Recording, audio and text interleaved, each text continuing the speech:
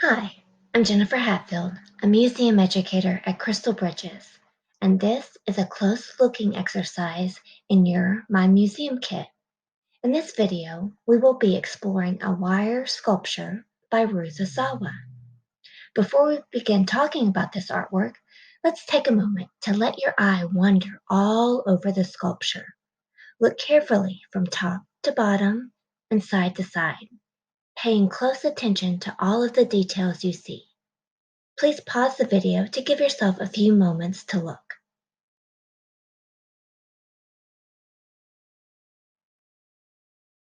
What are the things you notice first about Ruth's sculpture? It's hard to tell from this picture, but this sculpture hangs from the ceiling. We could walk all the way around it, couldn't we? Did you notice that her intricate or complicated abstract sculpture is made of wire? Look closely. The wire is woven.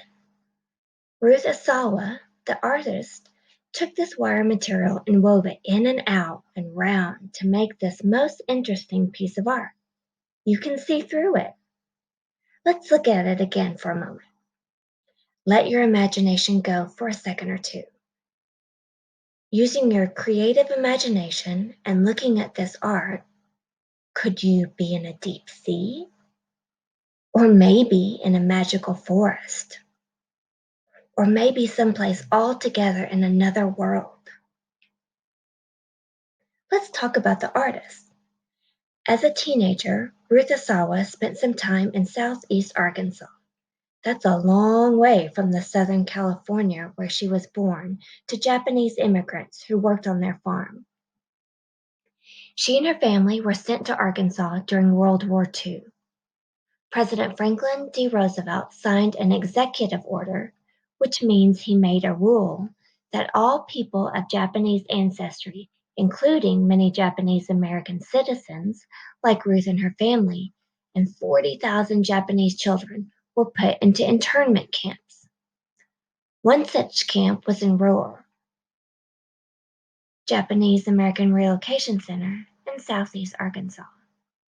Her family had to leave their farm, animals, pets, and their home in California because of this executive order. The sadness and difficulty of leaving behind all those things that they knew and loved was hard on families. Ruth looks back on that time period with her usual positivity, saying, "Sometimes good things come through adversity. I would not be who I am today had it not been for the internment, and I like who I am." Ruth was always interested in art, and her interest grew when at these detention centers she received drawing instruction by some Japanese artists that had worked at Disney Productions.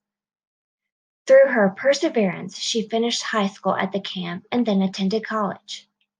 When we say Ruth persevered, it means she made a continued effort to achieve something despite difficulties, failure, or opposition. Because life is full of challenges and struggles, perseverance is that drive that helps you get very far in life. In college, she learned that she would not be allowed to be an art teacher because people were prejudiced against Japanese Americans. Racial prejudice or discrimination is when someone decides they do not like another person because of their skin color. Throughout her life, Ruth Asawa faced racial prejudice, which she continually overcame. Her successful career as an American artist is highlighted by her sculptures that are in museums and art collections around the world. It's been fun talking with you. Are you ready to make some art? Please feel free to go to the art making video that is related to Ruth's wire weaving sculpture and have fun making some interesting and wonderful